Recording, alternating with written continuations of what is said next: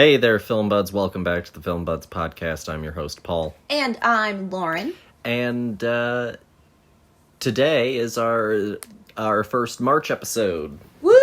March! Yeah, that's right. This is like episode 258? 259? Something like that. We'll figure it out in post. Yeah, and you clicked on it, so you should know. Yeah, we ended Black History Month last month. It was a very good time. I enjoyed the month overall. Dear, how are you doing today? I'm doing good. This fine March day, it's definitely feeling more like spring here than it probably should this time of year in dear old North Kakalaki.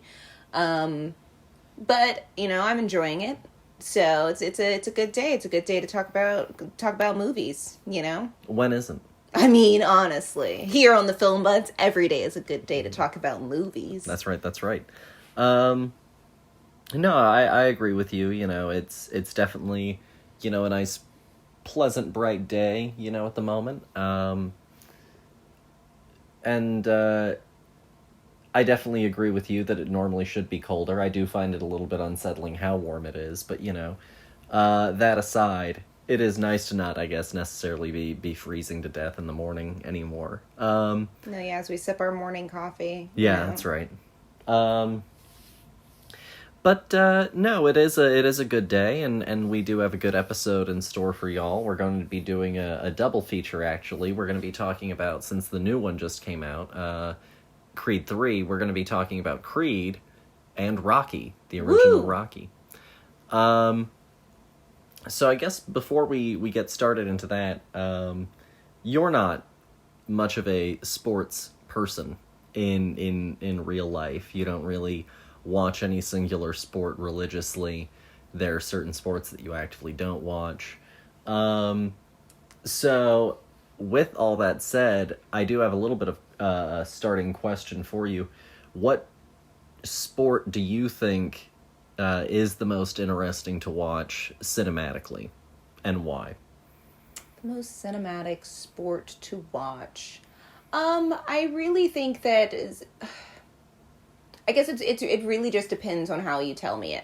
I think that a football movie can be excellent, if shot the right way to really make it dynamic. Or the baseball movie is always a classic because it's got a nice amount of pause and it's not a bunch of guys running around. Like, you can really have those character moments written into how the game is laid out.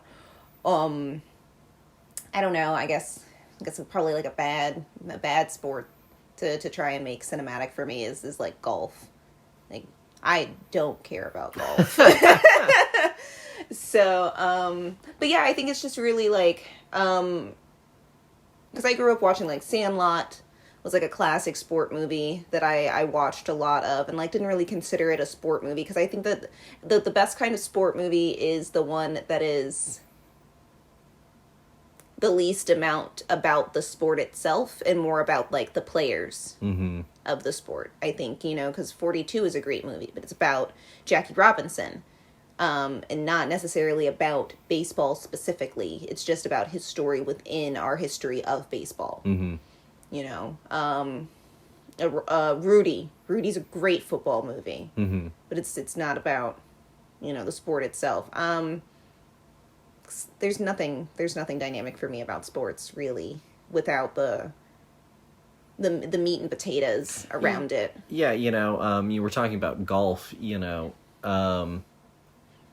and I was really thinking about it, and I feel like golf movies, probably more so than any other sport movie, you need to have the off-the-field drama that's fueling the circumstance of the golf be really engaging. Because to a certain degree, sports movies are kind of almost like action movies, right? You can sometimes just get by on the presentation of the athleticism well, and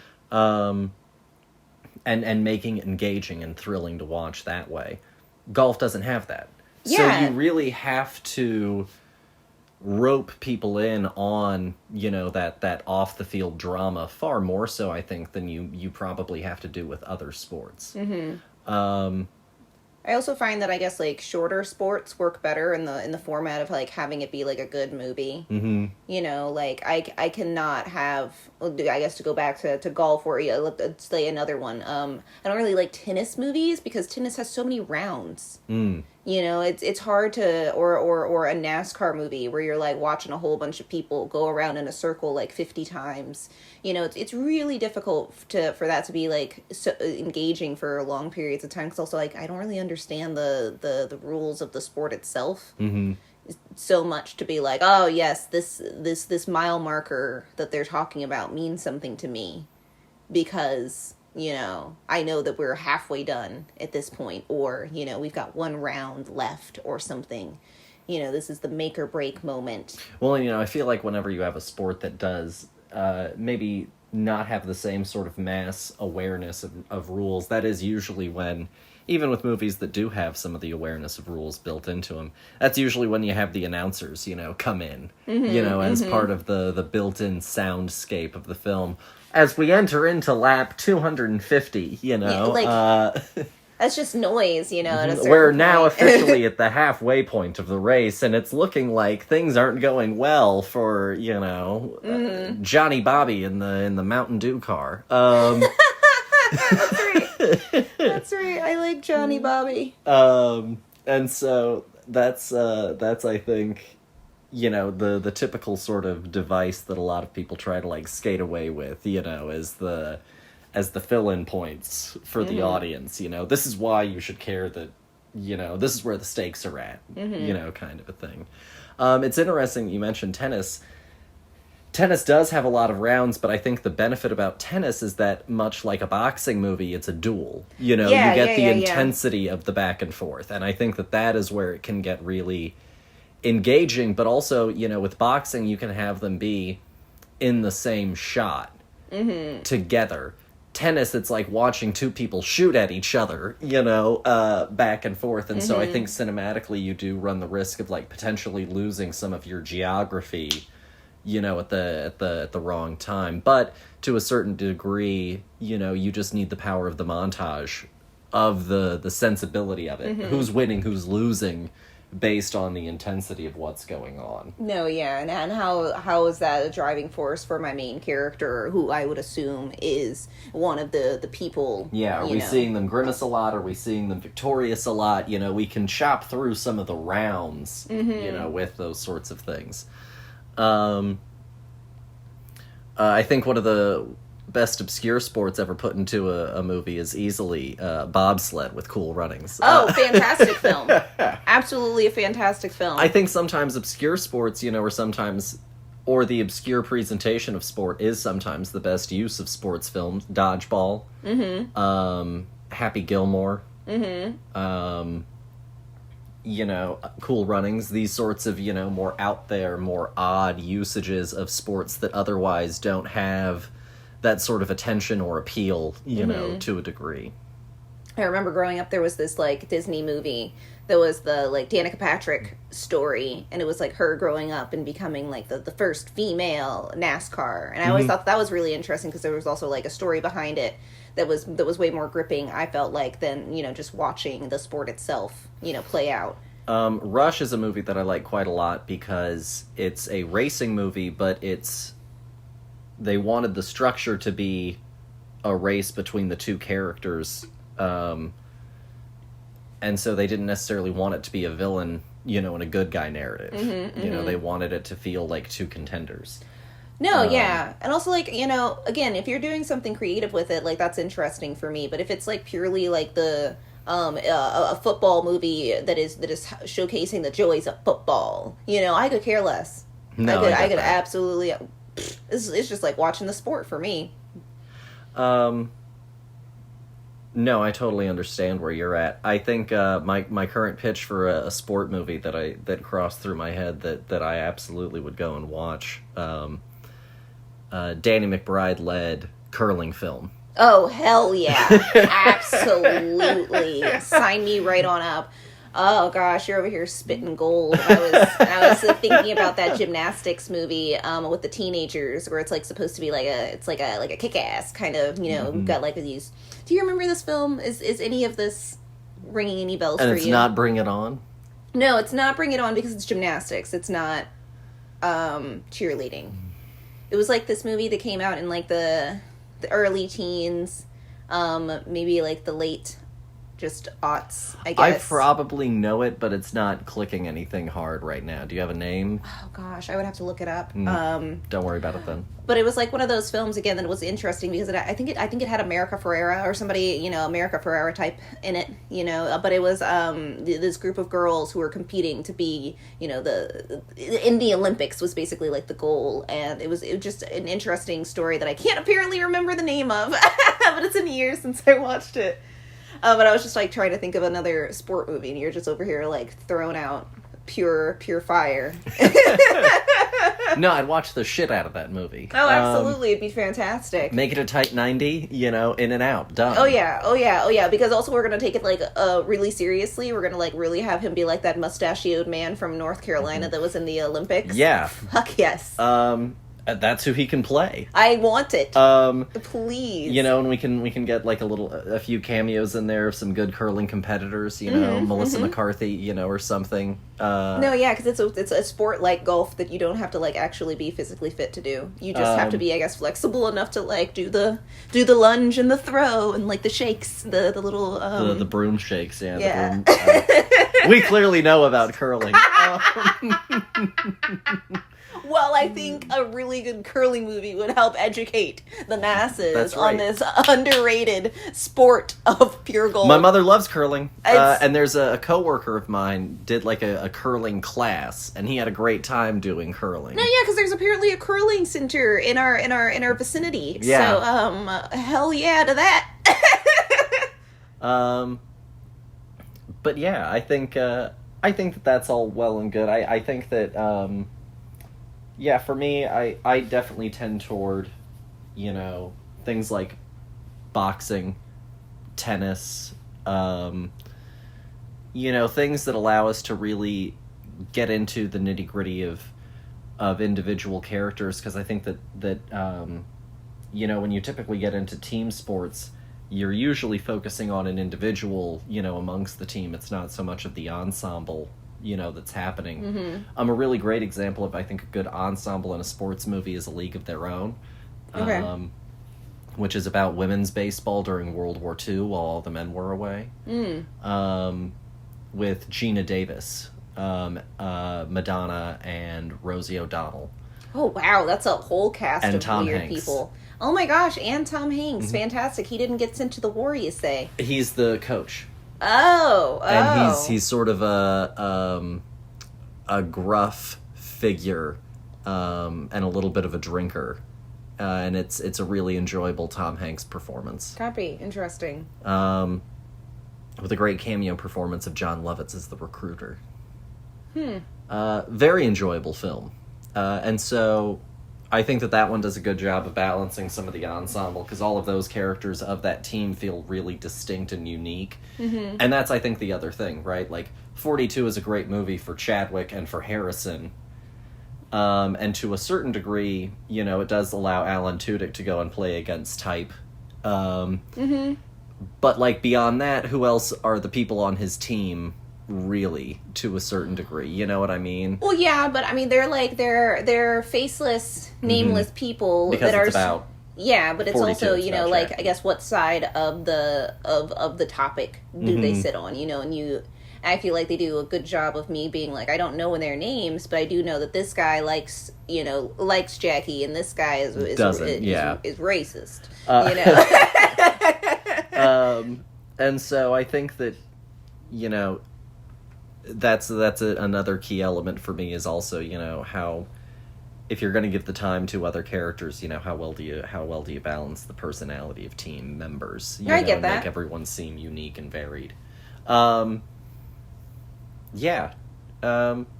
guess with all that said, we should go ahead and jump into, especially since I brought it up, boxing. Yes. Let's talk about boxing. Yeah, we decided to, since Creed 3 is coming out this weekend, go and review both Rocky and Creed. It started out as just being Creed. Because I haven't seen Creed. But then, while discussing the fact that I hadn't seen Creed, we learned that my wife hadn't seen Rocky. And so it just became a whole thing. and so then it was like, well, we've got to watch Rocky as well. So that's also partially why the episode is a little bit later than usual, is we tacked on a little bit late. Another idea. Yeah, and so, but who cares? Here we are. We're doing it. You're listening. We're having a good time. Yeah, that's right. And so we decided, even though we watched them Creed then Rocky, that we would review them for you in chronological order. So we'll be kicking things off first with 1976's Rocky. The film is directed by John G. Avildsen, who also did The Karate Kid. Okay, that makes a lot of sense. And it is written by Sylvester Stallone. The premise is a small-time Philadelphia boxer gets a supremely rare chance to fight the world heavyweight champion in a bout in which he strives to go the distance for his self-respect. And it stars Sylvester Stallone, of course, as the titular Rocky Balboa, Talia Shire, Burt Young, Carl Weathers, and Burgess Meredith. And the film was rated PG, and it had a 2-hour runtime. And what started off, of course, as one film went and birthed now like 6 sequels or something like that. So without any further ado, Dear, what did you think of Rocky? I liked Rocky. I've got, I guess, some issues with it, but I'll get into those a little later. I think that this movie is understandably a success. I understand why people like it. I understand why it has such a following and such a legacy. Because it's awesome and it just looks really good. We've got this great underdog story of Rocky. This is, considering I'd never seen any of these films before, and had only, known all of the quintessential moments of Rocky, like him running up the stairs moment and him punching the meat, and like that's pretty much it. Him wearing the weirdest, saddest looking sweatpants ever. Those are the things that stick. But I guess I had always expected like Rocky to be this like prize fighter and to walk into this film knowing that he was this like bum on the street, basically. Like even these boxers who didn't have any money in their bank, who felt higher up on the totem pole than Rocky did in his own neighborhood. And I thought that was really interesting. We got a lot of colorful characters. We get the Italian stallion himself, playing himself. Like, come on, Rocky Balboa is supposed to be Stallone. It's okay. It's 150% Stallone, but he's doing great, and it's so much fun to see like young Stallone, because I grew up watching a lot of old man Stallone and things where he's just like old manning about, and he's been old manning since he was like 50. In movies, because he wasn't like ever going to be like the true action star forever. It's the same thing with Arnold. They hit their peak and then they just kind of like coasted on being famous for a while after that. It was fun to see Talia Shire. Hadn't seen her since us watching the Godfather films. Yeah. This felt like a weird companion piece to The Godfather for me. It was like, I guess I also don't really watch a lot of like Italian leads and things, so like for me it was almost like this is exactly the same kind of dynamics. We've got like our weird like Italian isms, American Italian, isms, where it's like this, hey, yo, forget about it, slapping people left, right, and center kind of like attitude, and you're like, I don't understand how these people are functioning. Which leads for me, I guess, into the I wanted to like Rocky as a character more. Mm-hmm. Like there were times when I was like, yeah, I totally understand. I'm totally with this guy. And I think that all of like this movie for me didn't really age that great. No, there are definitely certain parts of it that make Rocky a little bit rougher around the edges. And it's like literally all having to do with Adrian. and like this woman and his interactions with her. I don't know, like, I guess maybe my modern sensibility, you know, after the joys of the 70s, the reality of right now strikes women differently, is like, he is aggressive, to say the least, I guess.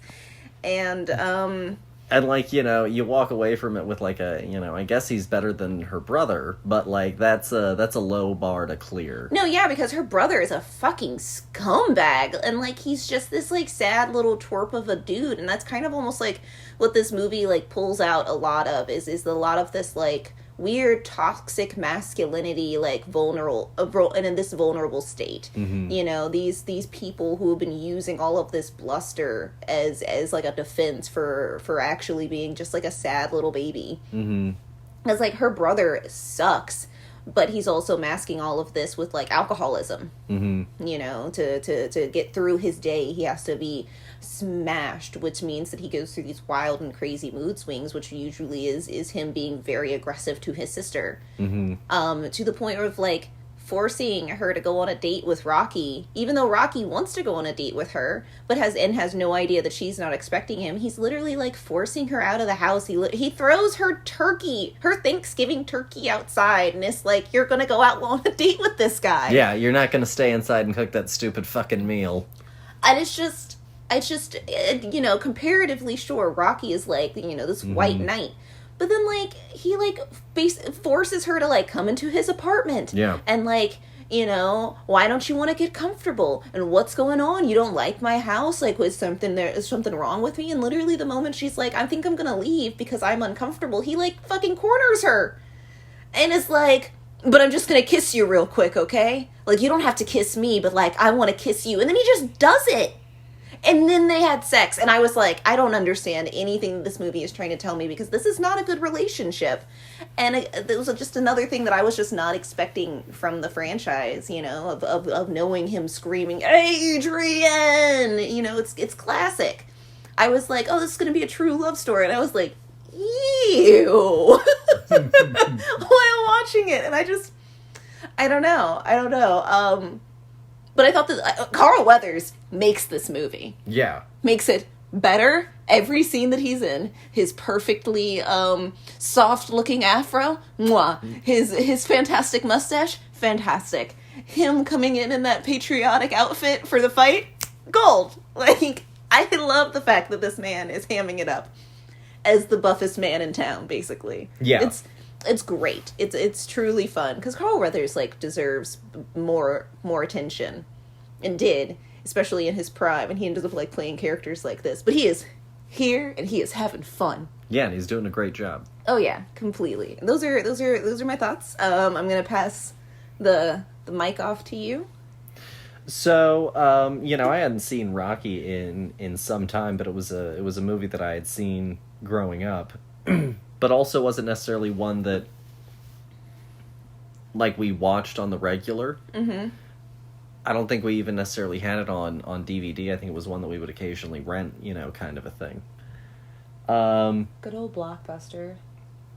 And so, going back and rewatching it, you know, was definitely in some ways like watching it, you know, a second time, for the first time. And it definitely was an interesting experience, I think, also because so much of the Creed and Apollo Creed mythos, you know, and the filtration of what the franchise has become does, to your point, imply something different about that fight between Apollo and Rocky, you know. And so for it to actually be that, like, the Creed character was just sort of this, at this point, almost, you know, OJ levels of fame. You know, I'm going to be in movies, I'm on TV, you know, I've got this media, you know, branding empire that I'm building. He literally looks like he's running for political office in, like, every scene that we see. Yeah, you know, that's probably in the 20-year plan, you know, for Creed. When we first meet him, he almost feels a little bit like a dandy, you know, compared to our contender, as it were. And I think that it is interesting that a lot of boxing stories do, especially call on, and again, it's partially the narrative impact of it, but it also does almost to a degree feel like a trope, that a lot of your boxing stories, I feel like, do typically surround yourselves around poverty-centric leads, when we interact with them. Yeah. There's that play that's about a boxer, and he's like a poor boxer that's also a violinist. Cinderella Man? Is that the one you're talking about? I can't remember if it's Cinderella Man, but there is one out there, and again, Cinderella Man, it's inside of the Great Depression. Mm-hmm. Here you've got Rocky, who's like working as like a low-level criminal, sort of bruiser, from time to time. And that's part of the thing that has, like, squandered his name. And so it's really interesting to have it be this sort of, have and have not narrative that's also at play. This guy who's having to go further and fight harder because, he's not in shape. He hasn't been getting the training, that he's needed to really be ready for this fight. Mm-hmm. This kind of reversal of it as well, because Carl Weathers is a black man, but he's the more successful one out of this. Mm-hmm. And so I think that that's all really interesting. I think that it's a great encapsulation also of, 70s filmmaking. It has that sense of, that pseudo-documentary capturing real-life style, where you've got a lot of background noise and it's these long takes, and it was really enjoyable to go back and re-experience also, again, what the first movie is like, because as we've talked about before, so often your first film of a franchise is nothing at all like whatever it ends up becoming. Mm-hmm. The essence of whatever that first film was kind of gets pulled into and spread across several other films. But, the first Rocky isn't really exactly like any of the other Rockies. And it's kind of like Rambo. Mm-hmm. After the first Rambo, none of the other Rambo movies are really exactly like that first Rambo movie. That one gets even further, and it creates a pop culture sort of presence and mythos, that is an amalgam of all of that filtered. Well, it's like Jason. Yeah. The first Friday the 13th movie is not even Jason as our lead. He's not even a character. Mm-hmm. He's just somebody who keeps getting talked about. Yeah, it's the Maltese Falcon, kind of a thing. Yeah. So like this is totally like that. Yeah, and like especially since I had seen the Creed movie and not this one, like I was really expecting like something really different based on this movie that's like, God, what, like 30, 40 years removed at this point. I'm not sure when Creed actually, the first one came out. But no, I was really just expecting like whatever led to that, I guess, a little bit closer, instead of them going these like weird leaps and bounds into like, it's got the name slapped on it. Yeah. So therefore, right in the oh gosh, what is the in the verse in the it's in the canon. Oh yeah, there we go. There we go. I got there. Finally made it. Woo. And yeah, the Talia Shire part, Adrian is not necessarily, she's interesting, and only insofar as like, what does she find attractive about this man? Because we never really get into her perspective as a character. We really have to, assume a lot about what it is that is drawing her toward Rocky. Well, honestly, I think that, like, the attention is something that really attracts her to Rocky, is because he is so interested in her, and no one has ever seen her like this. That, like, you see this kind of, like, butterfly out of the shell transformation throughout the movie with her character, of this, like, her blossoming into the woman that, like, I guess eventually, has the courage to yell at her brother and tell Rocky that she loves him, and to wear the cute little red hat as she runs to Rocky at the end of the fight, But like when we first meet her, she's nothing like that, But that's also why I think I understand we get to like a good ending, but like that him being like, I like shy girls, and then like pinning her up to the wall is such a stressful scene for me. No, I understand. It's admittedly not great. No, yeah, and I understand that it's the context of the 70s, and like in this day and age that it's not seen, especially in like, you know, the neighborhoods that Rocky is from. You know, I get it, but ugh.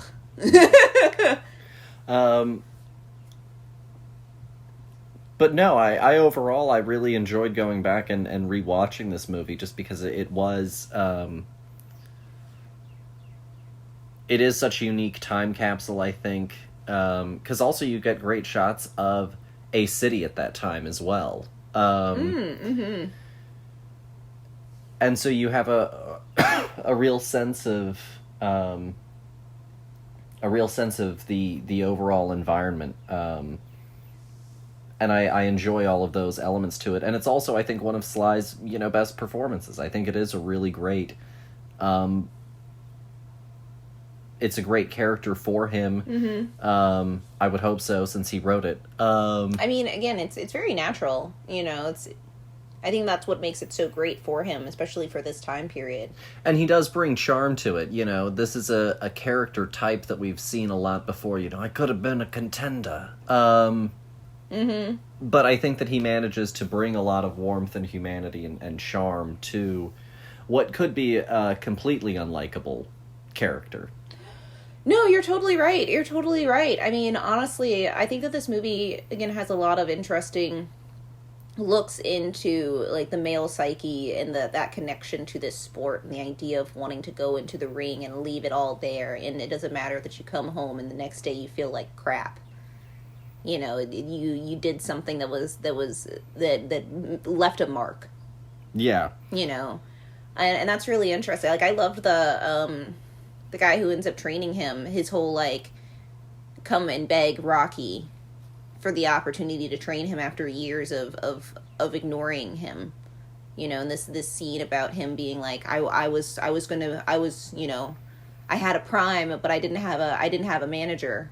And so I could have been big, and this is your chance. And then, like, it's just a beautiful scene, honestly, of watching this man realize how much wrong he had given to Rocky, and like how much he was going to have to walk this back. And like you can see the wheels turning in his head of like, well, okay, you don't like that subject. How about I switch it to this? You know, and like really, it's truly interesting, and because it's different than any version of the character that we get with the rest of the film.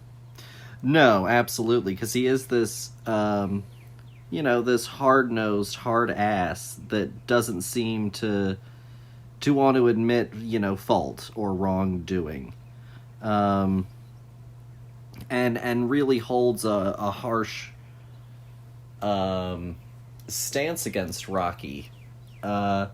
And you ultimately do get this sense that it's this idea of, you know, wasted potential. You know, you could have been more, but you chose to start doing things that I disapprove of. And then, yeah, now having to come back hat in hand at this moment of opportunity. And it's a beautiful scene, honestly. It's the best bit of acting that's just like randomly thrown into a film that I've seen in a good little bit. You can tell that's a seasoned actor. And I think that the movie really earns Rocky's transformation as well. Which is another strong point of the film, is that it does manage to make the journey of him being this, like, kind of just a brute into being a believable, you know, force in the ring. And the boxing looks great as well. I mean, yeah, it better look great. They're, like, really hitting each other. Yeah, there are several times where there are some hits where you look at that and you go, that made real good solid contact, you know, like someone just got hit hard. No, and honestly, like, the beginning of the fight is a great moment of this realizing the two people walking to the ring with two different intentions for this fight. You know, and the realization for Apollo Creed that Rocky is serious and is taking this serious, and him having to, like, kind of backtrack and become ready for a real fight when he came in here thinking that this was going to be all a publicity stunt. Yeah, I'm gonna essentially come in here and showboat my way through this fight. Mm-hmm, exactly, because I'm the best and I don't have to try right now because I'm with somebody who's lost as many fights as he's won. Yeah. And his manager, you get the build up and the payoff of his manager realizing it earlier, in the TV bit where he sees that Rocky is out here doing this insane shit to train. And he tries to get Apollo's attention about it, and Apollo, shrugs it off. It's the arrogance, sort of the character, potentially the hubris of the character, potentially leading to his downfall in a championship that was supposed to be a sweep. Yeah. I mean, he's still I guess, spoilers for this fucking 50-year-old movie. Rocky doesn't win, but that's not the point. It's because he proved himself by going all the way to the final bell. And it ends up being a split decision. It's not a unanimous decision, that Apollo won, undecidedly. No, yeah. But I think that Rocky walks away winning more in the end. Yeah, absolutely. And I think that it's a great message, truly. And I understand why it has lasted so long and is so iconic for so many people and the touchstone in cinema. Because the easy answer is Rocky wins. Yeah. The easy cinematic answer is Rocky wins at the end. Yeah.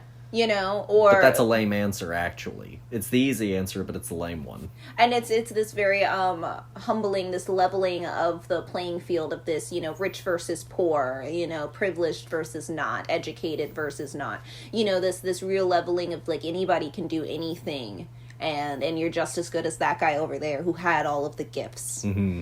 It's a very uplifting movie, as a through message. And I think that they do a very successful job with this. I think that this is very well written. I was surprised, honestly, at the end of this movie that Stallone had written it, After watching the entire thing, I was like, okay. There were definitely times where I was like, no, I see the Stallones happening all around. But I was like, this is pretty impressive that, at the end of the day, he created this iconic film. Mm-hmm. No, absolutely. So if you had to rate Rocky out of 5, what would you give the first Rocky? I'm gonna give Rocky a 4. Okay. I think I have to knock it off for the things that are just blatantly toxic in the film. I do. But overall, I think that this film is truly worth all of the recognition that it's been getting. I think that, honestly, I was expecting this movie to be really stupid. After years of hearing all of the stuff about this film, I walked into this, going it's gonna be like a romp. Mm-hmm. It's gonna be really campy, and we're gonna sit through this film. But honestly, walking away from it, I was very impressed. More so than I guess the legacy had given me. I think that this stands more on its own. Mm-hmm. No, I think that's all fair. I think, going to lend toward a 4 as well. I think that it doesn't necessarily nail everything for me. Narratively, I don't think that it always necessarily is popping where it should to be, or that it takes, the right. I don't know that it ties off everything, I guess, as well as I would like it to in certain instances. But overall, I really enjoy the experience, and I think that it does stand the test of time very well, and I think it does stand, as one of the greats of that time period, one of the best of the genre, and also, of course, one of the best of Stallone's career, for sure, and Carl Weathers as well. No, and I think that it earns the legacy, and if all other movies were forgotten, and the last of the Rocky films that we had was Rocky, I still think that would be fine. Yeah, I think so. So yeah, and I guess now, without further ado, we should jump into The other one, the one that is concluding, I suppose, its trilogy. They might do more, who knows? They're probably going to do more. Wait, yeah, I guess this is really the third Creed movie. Mm-hmm.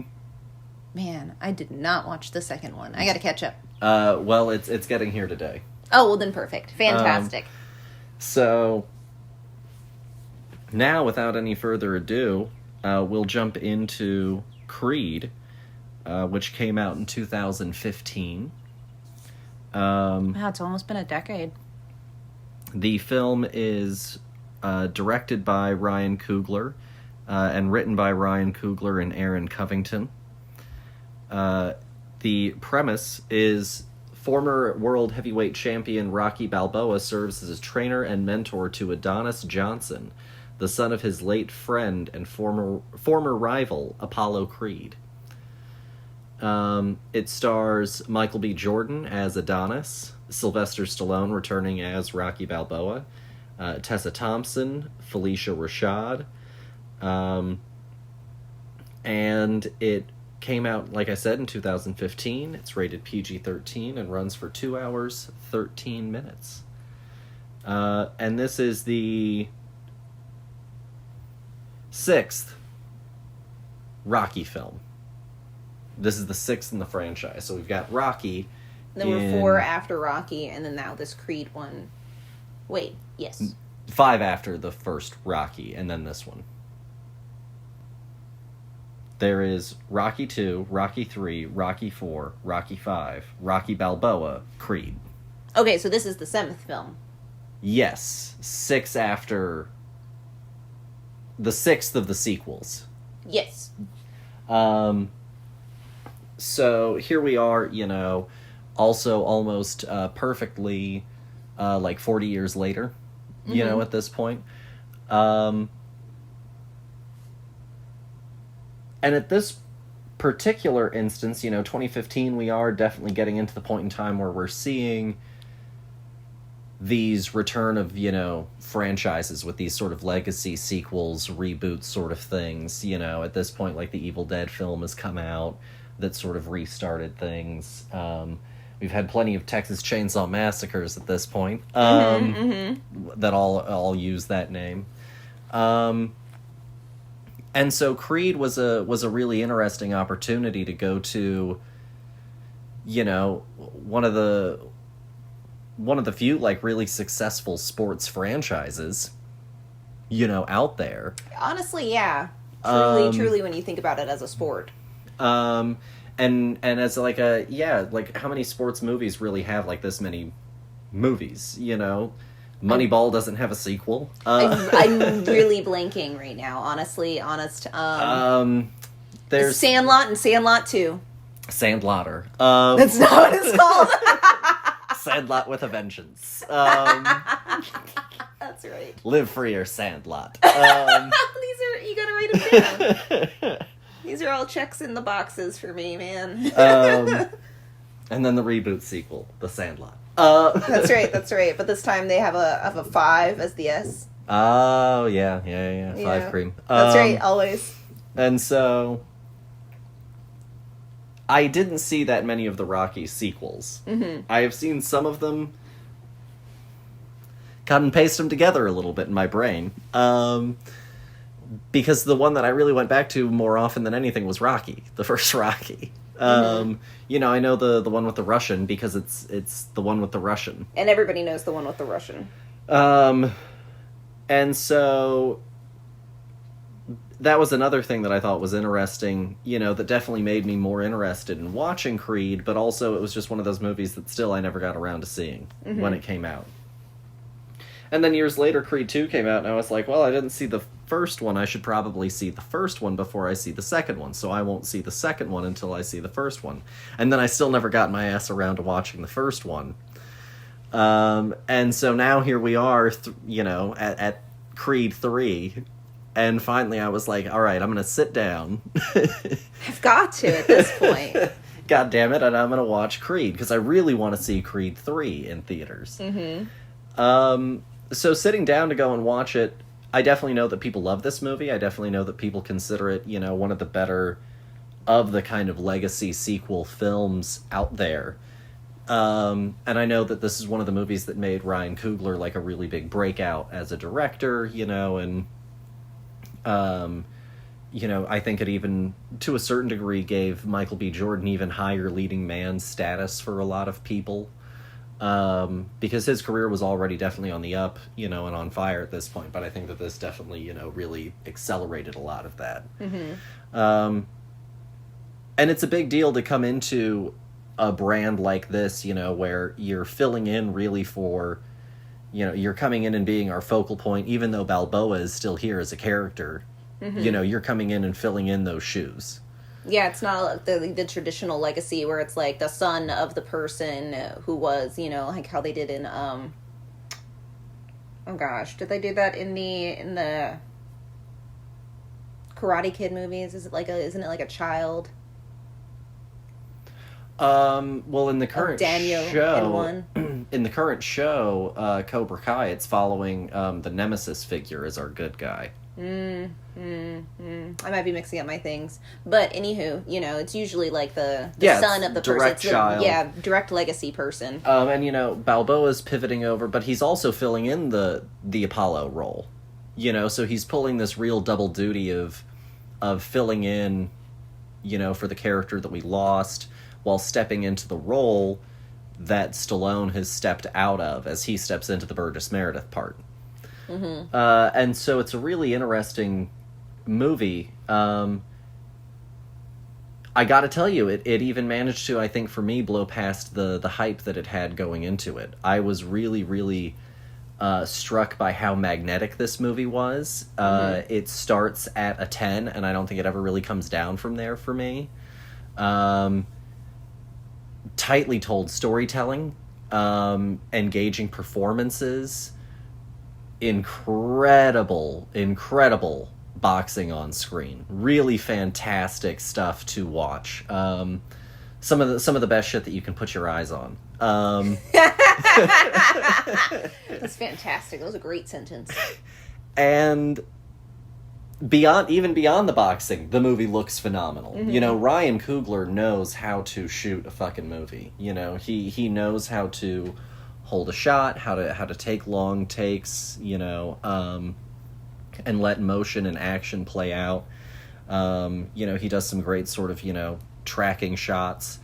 Really, really engaging filmmaking that is grounded by just some top-notch performances. I was astounded that Stallone, I've seen him more recently, obviously, in stuff like The Expendables. It was great to see him go and find such a grounded Rocky performance and settle back into the part so naturally. And going back and watching the first Rocky to this one, it does feel like he is playing that character, aged up. Mm-hmm. Which I guess is also, of course, him playing Stallone, but, it's appropriate, and I think that it doesn't feel cheap, mm-hmm. In any way. We don't have a scene where he still gets to fight, They missed out. They missed out on doing that. And so I really enjoyed that aspect of the film. And it manages to recapture, a lot of certain moments and certain energies from that first film, but still do them in a way that doesn't feel cheap. Uh-huh. And I think that it's also so great that they do go and set it in the city and even, bring back, like, the statue, the actual Rocky statue, and that sort of thing. Because I think that it helps, make that whole world more real, because also the city is different, than when the first Rocky took place. Rocky now has his own gym, that's very fancy, and it's a really exciting, interesting movie, and also, on top of that, the person that is his legacy, more directly, is the person that he ends up deciding to back the fighter against, and so it's a really complicated movie with a lot of spinning plates, but I think it manages to keep them going for just as climactic of a conclusion. Yes. I agree with like everything that you said. So I watched this film without watching any of the other Rocky films. with my dad. We went to the theater. I very distinctly remember this because it was like one of those films that, as a black person, you go, oh my gosh, a black person in a movie? Well, I gotta see it. And so you go to the theater and you watch this, even though usually my folks were very much we rent movies kind of household. Like, we would go and do the Redbox or Blockbuster. Going to the theater was expensive. And that way we could all get like a variety of what we wanted. But this is something that I watched in theaters, and I had a blast watching it the first time. But it's been years. It's been years since that. Like, I have not watched this film since that moment. So it was great going into this and kind of being blind to it again, watching it for the first time, kind of how you said with the Rocky film. And since I had already watched this prior to watching Rocky, like, I had a lot of, assumed things, about these characters, about this legacy child of Creed, and what that must have meant, who Apollo must have been, and him, Rocky, at the grave of his lost wife, and the who Adrian must have been, all of these things. And honestly, I think that at the end of the day, I think that this movie lands harder for me, because also, to your point, Stallone is doing a phenomenal job being old man Rocky in this film. He's perfect. He's precious in the entire film, and it really works. I think that all of the Stallone-isms that have multiplied over the years of him being in the pop culture, really, really sit nicely in this. He's just being a person, and it's great.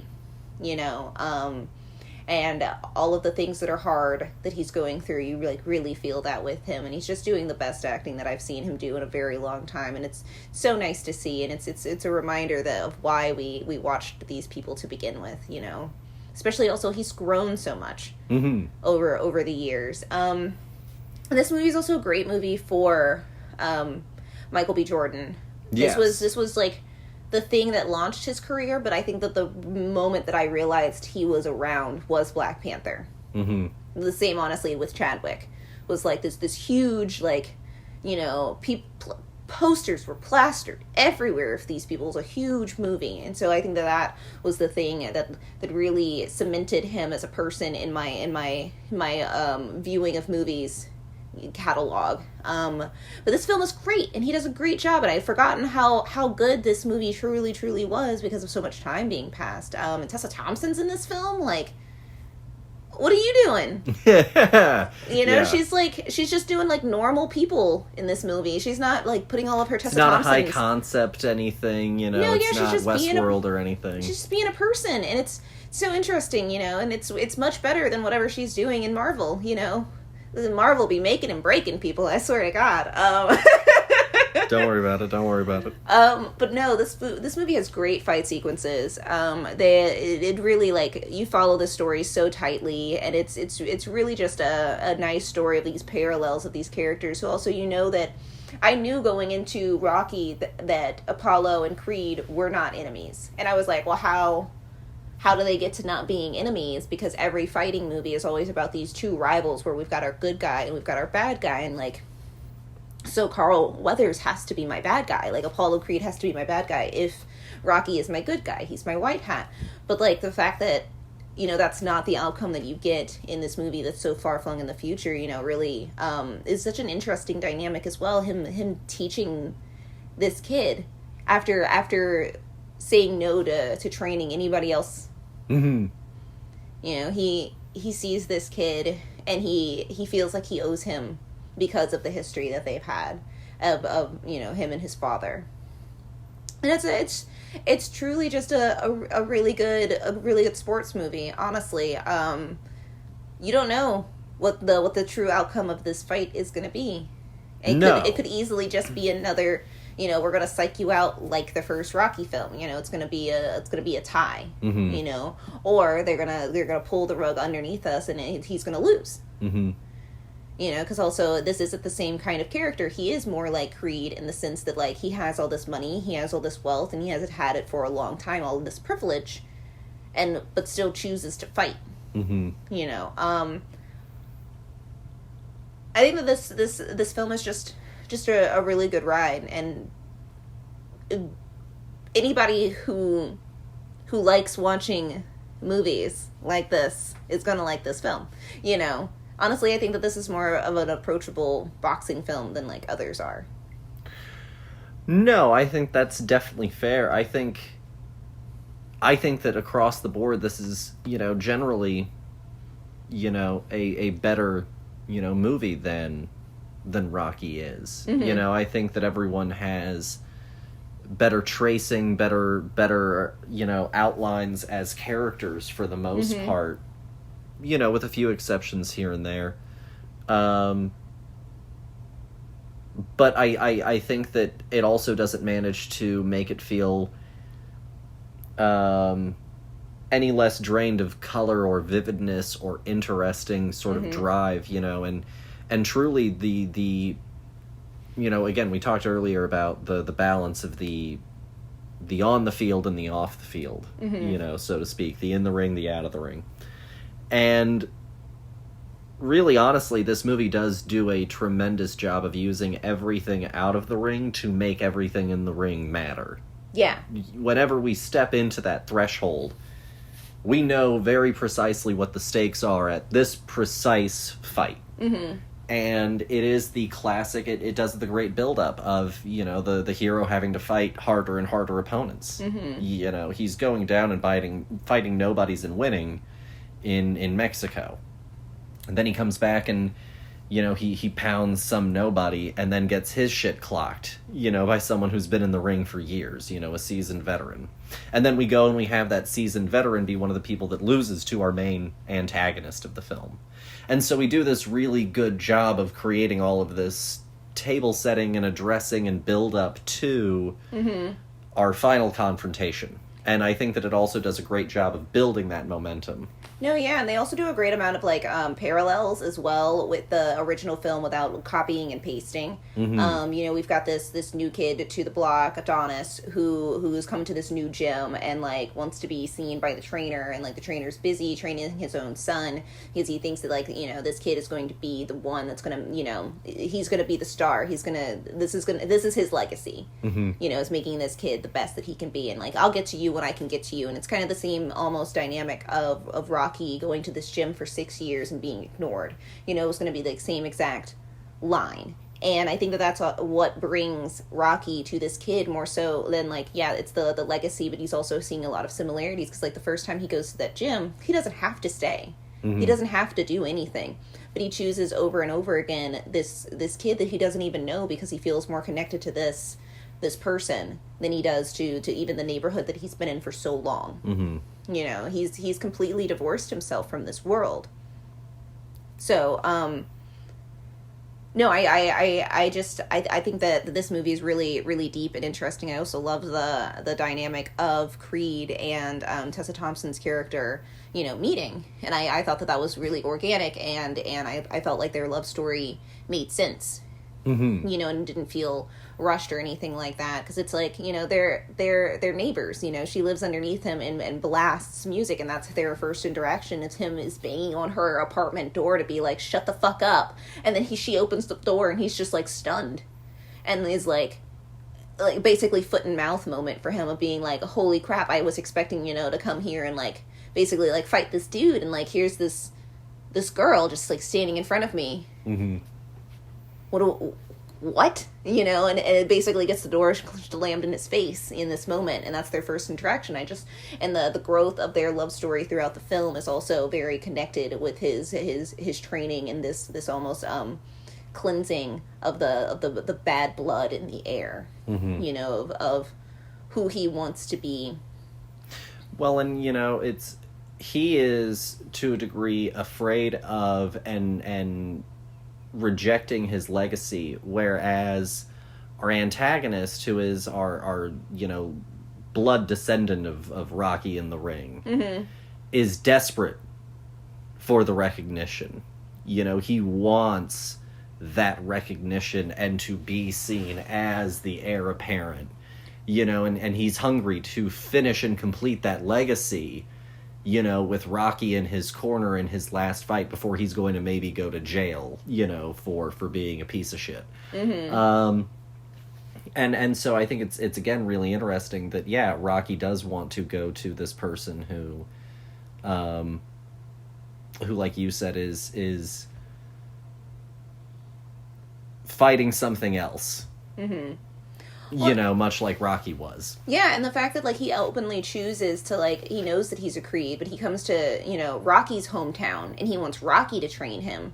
Not only because his father isn't around, but also because he feels this familial bond with him. He comes up to him and keeps calling him Unc. Like, your family. I'm gonna give you a familial name. Like uncle. And I think that that's really interesting because he doesn't go to just anybody. He doesn't go to the guy who trained his father. He doesn't go down that line and lean into being a Creed. He wants to make his own stamp on this. And so, who better to go to than the person who beat his dad, really, who could stand up to the champ and make it to the last round is the guy who's going to train me to go the distance as well. Because also it's a great metaphor of the first one. Is his dad was the showboat who didn't really have to work as hard.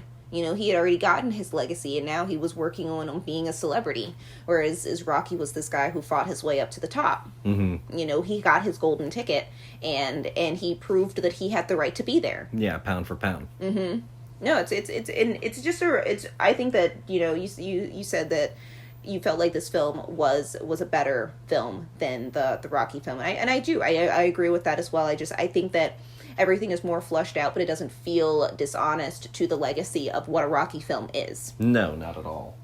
And also going back to what you were saying about Tessa and his relationship, I think it does do, especially for a mainstream movie, a great job of keeping a romance as a viable B plot.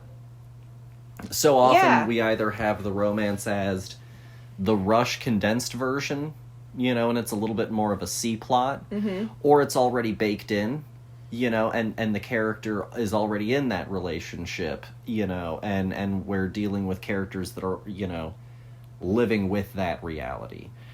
It's not very often that we get as a strong part of the main plot, one of our big three plots, to be a good budding romance, a good burgeoning romance that goes through that, third act breakup, come back together again, kind of thing. And I think it does a really successful job of following the familiar arc of the romance plot that we expect, but again, doing it in a way that feels earnest and earned and honest.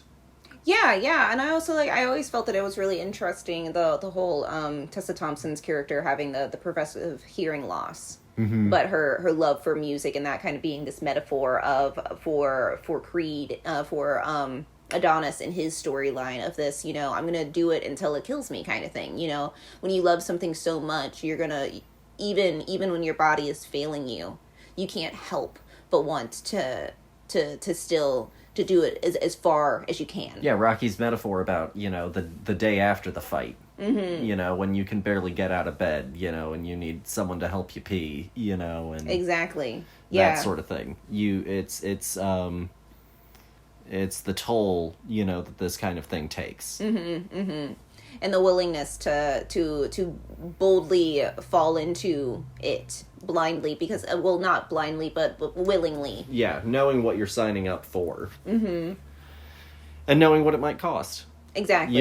It killed your father in the ring, but you're still wanting to do this because at the end of the day this is what you want to do more than anything else. Yeah. And I thought that it was a really great, really powerful, tremendous movie. For sure. That also told a really complicated, and this I guess will be my final thought, I think that it also managed to tell a really complicated story about a father and a son where our father isn't there. But, his presence is definitely all throughout the movie, and so we get to go through this interesting arc of a father and a son narrative where we don't have the father present. I also thought it was really interesting, going off of that, the fact that Adonis is just rebelling against it so aggressively. He's like, that is not my father. He's the cells that helped me become me, but at the end of the day, I have no connection to this man, and the repulsion that he feels whenever somebody mentions him as his son. He's like, no, I got here on my own. without using that. Well, not all the way, I guess. He totally uses that card to get Rocky's attention. He's like, well, I'm a Creed, so. Yeah.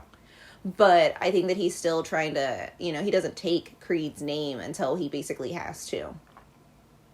For publicity, of course. But also, for his own, I think for him it's that moment where the kid comes up and asks him.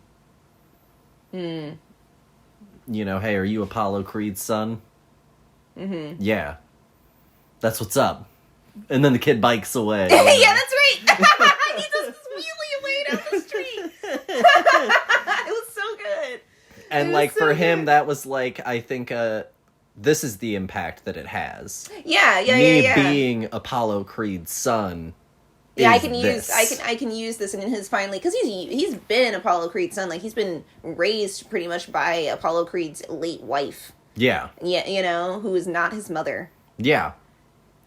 And he finally, in this moment, accepts it, builds himself to be it, and then fully, is anointed and becomes Creed by the end of the movie. And that's when he gets the shorts. Yeah, and wins the fight. Yeah. It's the metamorphosis, We gotta go through the hard hero's journey.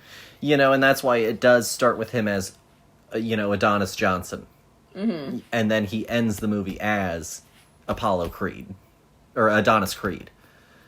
But it also has the great the great polarity of both names being on the shorts. He's got Johnson and he's a Creed. He is both, and this is who he is, standing proud. With both of the things that create him. The journey of being Adonis Johnson. And Adonis the Creed. legacy of being Adonis Creed. Exactly. Yeah, you said so good. So if you had to give Creed a rating out of 5, what would you give it? Honestly, I think this is a perfect film. I'm going to give this film 5 out of 5. Yeah. Slap it down. Easy money right here. Yeah. No, hell yeah. Solid 5 out of 5 experience for me as well. Really excellent movie. And I really can't wait to watch the second one, and I can't wait to go to the third one in theaters. Honestly, I think that, I'm not sure what's going to happen in the second one, but I do know that this third one is going to be the tits. Yeah. The second one could be dog shit for all I care. This third one is going to be amazing, and yeah. I can already tell. I'm so excited. That's just about all, though, that we have for you guys this week. Thanks, as always, of course, for listening. Come back next week, and we'll have another show in store for you. But honestly, what I'm really excited about is the week after next. We're going to be bringing y'all some very interesting content. We're going to be going to a screening and a Q&A for a documentary about Julian Assange, one of the more controversial figures of the 21st century. If you don't know, he's the guy behind WikiLeaks. He is currently a political refugee, I guess you could say, of a kind, on the run from U.S. Law enforcement, because if he gets extradited back to America, he's going to face, potentially 100 and some years, over 100 years of prison time. Yeah, so he's going to die there. Yeah. They're going to bury him under the jail. Exactly. It's going to be really interesting to go to this Q&A and this documentary about him. And so we're going to be going and bringing that review to y'all later this month, so definitely check that out. Dear, do you have anything that you would like to say to the listeners? Gosh, what do I have to say to the listeners? I don't know. If you're having good weather, go out and enjoy it. If you're not, snuggle up with a good movie. Have a nice time. Enjoy whatever day of the week that you're listening to this on. And remember, the weekend is always right around the corner. Oh, that's fair. I think that was very good, dear. Yeah, I don't really have anything else that I would like to say. We'll catch you guys next week. Bye! Bye.